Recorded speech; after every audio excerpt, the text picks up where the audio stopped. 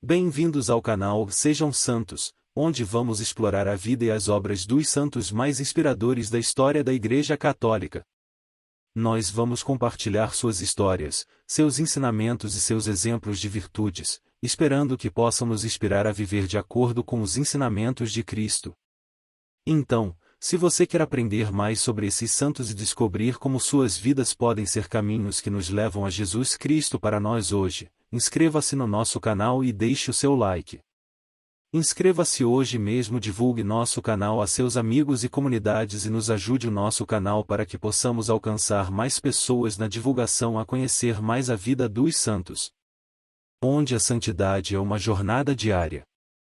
Faça parte dessa comunidade de busca pela santidade.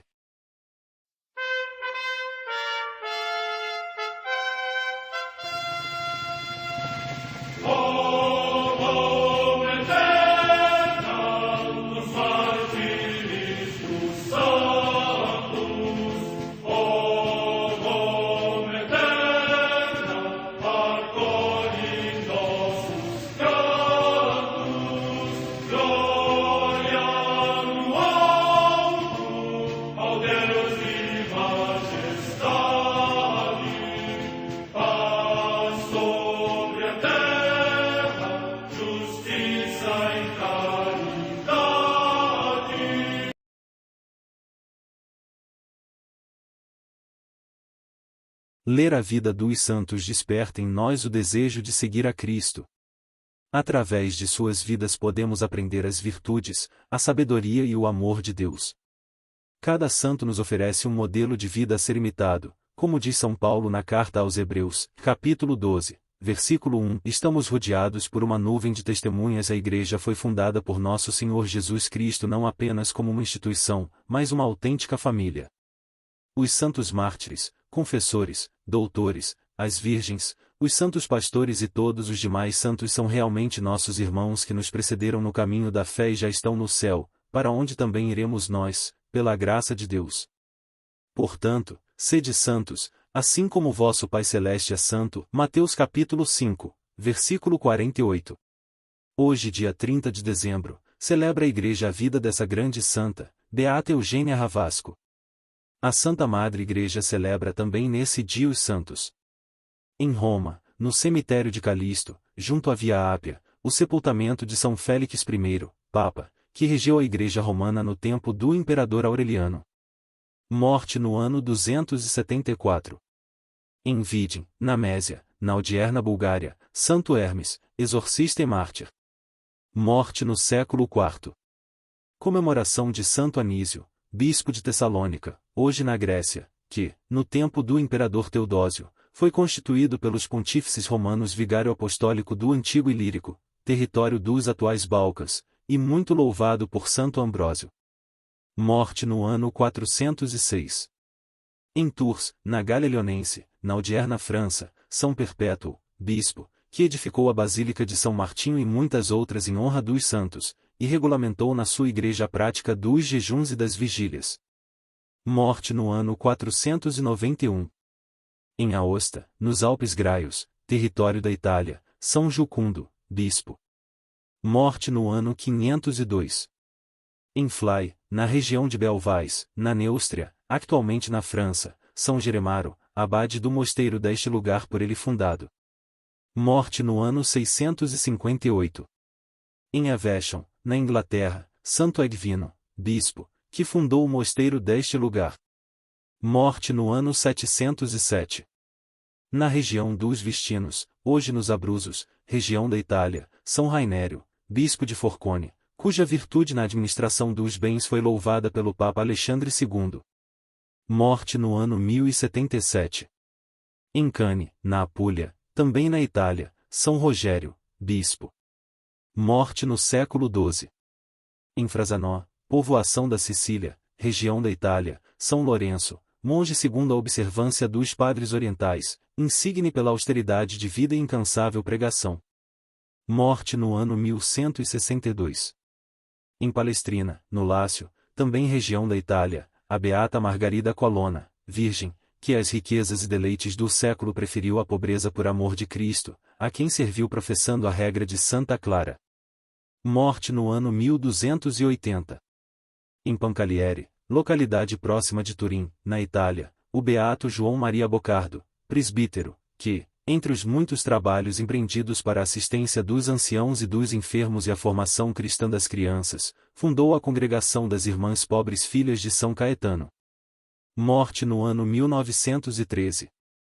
Vida da beata Eugênia Ravasco nasceu em Milão no dia 4 de janeiro de 1845, terceira dos 6 filhos do banqueiro genovês Francisco Mateus e da nobre senhora Carolina Mosoni Frosconi. Foi batizada na Basílica de Santa Maria da Paixão e recebeu o nome de Eugênia Maria. A família rica e religiosa ofereceu-lhe um ambiente cheio de afetos, de fé e uma fina educação. Depois da morte prematura de 2 filhinhos e também da perda da jovem esposa, o pai retornou a Gênova, levando consigo o primogênito Ambrósio e a última filha Elisa, com apenas 1 ano e meio. Eugênia ficou em Milão com a irmãzinha Constância, entregue aos cuidados da tia, Marieta Anselmi. No ano de 1852 se reuniu a sua família em Gênova. Após 3 anos, em março de 1855, morreu também seu pai. O tio, Luiz Ravasco, banqueiro e cristão convicto, assumiu os seus sobrinhos órfãos. Providenciou a todos uma boa formação e confiou as 2 irmãs a uma governanta qualificada. Eugênia, de caráter vivo e exuberante, sofreu muito com a maneira bastante severa usada pela senhora Serra, mas também soube submeter-se docilmente. Em 21 de junho de 1855, com 10 anos, recebeu a primeira comunhão e a crisma na igreja de Santo Ambrósio, Doge de Jesus, em Gênova, tendo sido preparada pelo canônico Salvatore Magnasco. Daquele dia em diante se sentiu atraída pelo mistério da presença eucarística, quando passava diante de uma igreja entrava para adorar o Santíssimo Sacramento. O culto à Eucaristia, de fato, é o fundamento da sua espiritualidade, unido ao culto do coração de Jesus e de Maria Imaculada. Movida pela grande compaixão que tinha em sua alma por aqueles que sofrem, desde sua adolescência se doou com amor generoso aos pobres e aos necessitados, contente de fazer algum sacrifício. Em dezembro de 1862, morreu o seu tio Luís, que para ela era mais que um pai. Dele herdou não só a retidão moral, mas também a coerência cristã e a generosidade para com os pobres. Confiando em Deus e aconselhada pelo canônico Salvatore Magnasco, futuro arcebispo de Gênova, e de sábios advogados, ela assumiu a responsabilidade de administrar os bens da família, até então nas mãos de administradores nem sempre honestos. Fez de tudo, porém não pode salvar o seu irmão Ambrósio da estrada que o levava à ruína moral e física. Este foi dos seus sofrimentos o mais atroz e também uma grande prova para sua fé. Em 31 de maio de 1863, entrou na igreja de Santa Sabina, em Gênova, para saudar Jesus Eucarístico.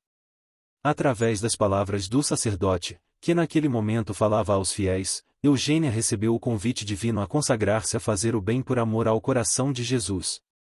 Este foi o evento que iluminou o seu futuro e lhe transformou a vida. Consagrou sem reservas à glória de Deus todo o seu ser, a energia da mente e do coração e também o patrimônio herdado da sua família. Esta riqueza, repetia, e não é minha, mas do Senhor, eu sou somente a administradora.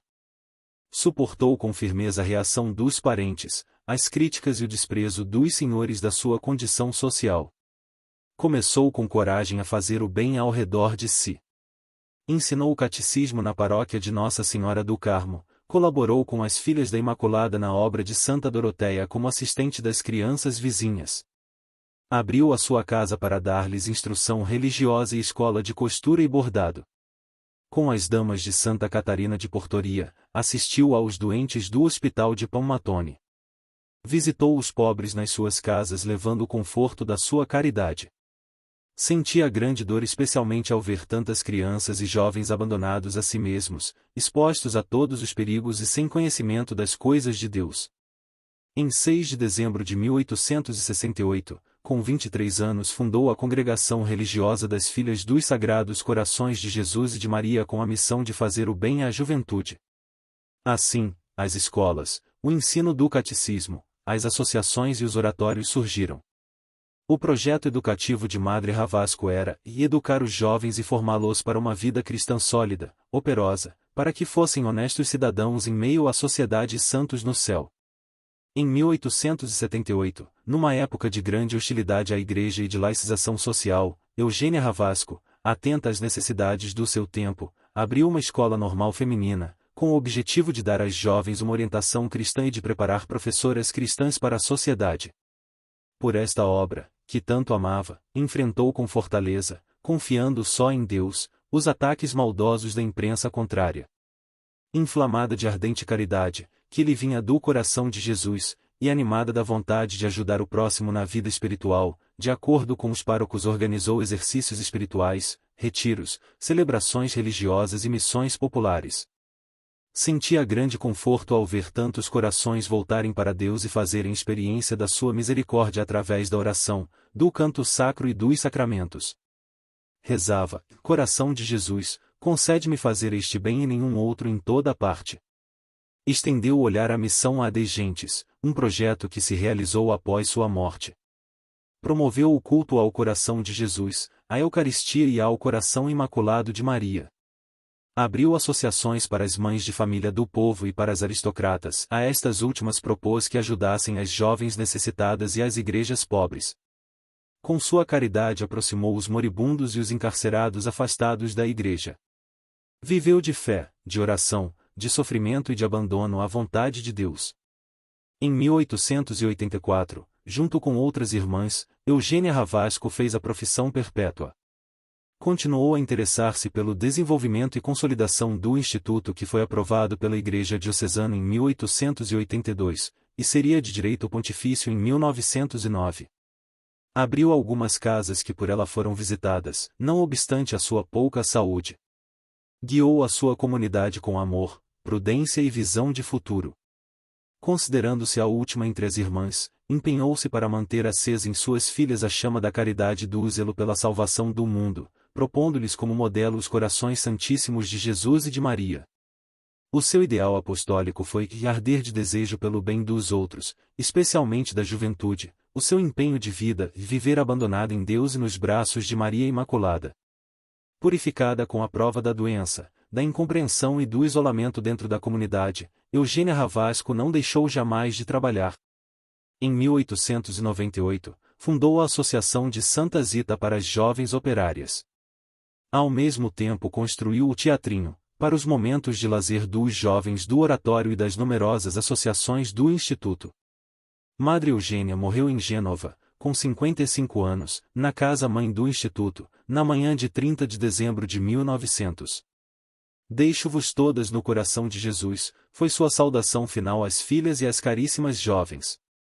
Em 1948, Sua Eminência José Seri, arcebispo de Gênova, introduziu o processo diocesano.